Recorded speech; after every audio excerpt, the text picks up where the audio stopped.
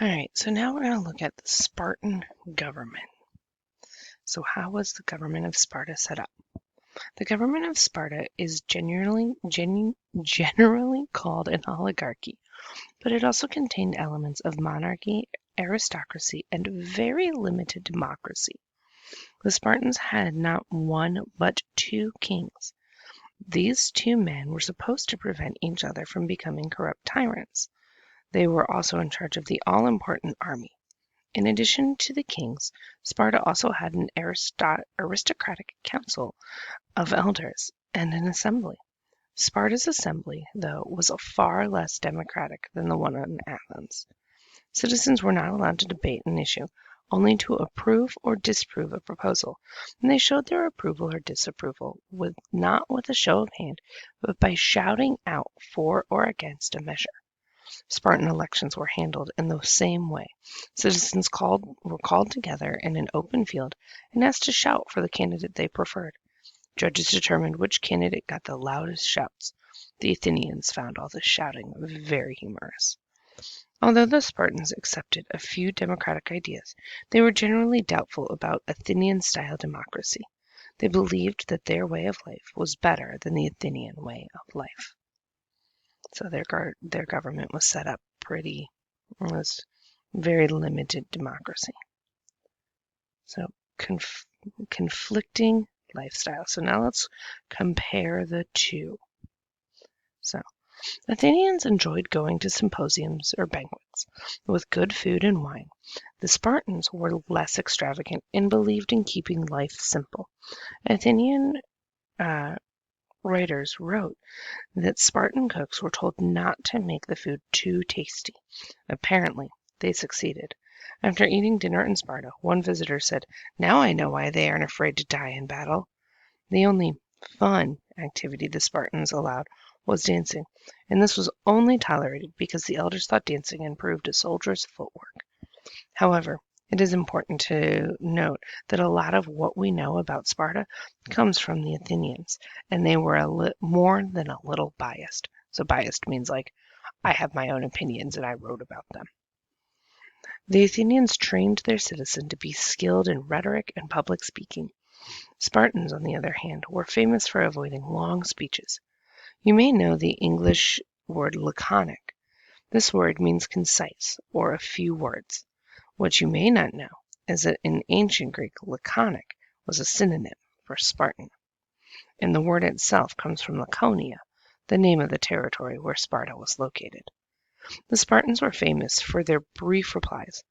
Once, a Greek from a hostile city-state told a Spartan, "If we defeat you, we will destroy your city." The Spartan spoke only one word in reply, "if." Now that's laconic. Athens was a culturally rich city that eventually produced some of the greatest art and literature of all time. A great Athenian statesman once explained that Athenians saw no conflict between strength and beauty. Our love of what is beautiful does not lead to extravagance. Our love of things of the mind does not make us soft. By contrast, the Spartans worried that too much attention to the things of the mind might make them soft. They chose to produce soldiers, not artists. So things of the mind might also be like poetry or philosophy, where you use your mind to do them, not physical strength. Athenians were located only 4 miles from the sea, but Sparta was an inland city. The inland location may have encouraged the Spartans to isolate themselves from the rest of the world. Whatever the reason, that is what they tried to do. While Athens welcomed foreigners, Sparta tried to keep them away so that they could preserve their traditional ways and highly ordered society. The Spartans even avoided using silver and gold coins because these had a tendency to attract foreign merchants. Instead, they used iron bars, which nobody but a Spartan could possibly want.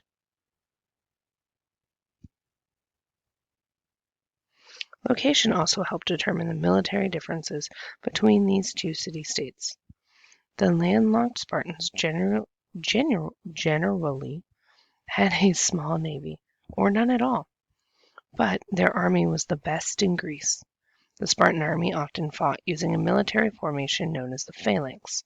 The phalanx formation was made up of many soldiers in a tight, dense group. Armed with spears and shields, they moved together as one. The success of this formation in battle depended greatly on constant drilling, discipline, courage, patriotism, and the idea of equality. The phalanx, in many ways, was defined Spartan society. Athens tried to excel in both land and sea warfare, but the Athenian navy was especially strong. Sparta and Athens were so different that each city-state was suspicious of the other, and it was hard for the two to get along. The rivalry between these two city-states would play an important role in Greek history. In the next few lessons, you will read about a couple of occasions where Athens and Sparta managed to cooperate, and also about a fateful war in which they confronted one another on the battlefield. So here's a picture of the Athens Navy. It was a large, powerful fleet of ships. So your reading questions, I didn't put this in here. You have your Google form to finish. So you have 2 questions on your Google form about the Spartan government. Who were the leaders of Sparta, and how was Sparta's assembly different from the one in, that should say Athens. I left a word out. I'll fix it. All right, and here are questions for contrasting lifestyles. How does the information about food and cooking help you understand the different cultures of Athens and Sparta? How was Sparta's idea of military strength different from Athens? How did Sparta's location influence its culture and civilization? And what made the Spartan phalanx successful? Then you have 2 summarizing questions to answer. Write a paragraph answer, so a paragraph, 5 sentences. Answer to the big question, why were Spartan children, especially boys, treated so harshly? And choose one of the vocabulary words or phrases and write a sentence using the word or phrase.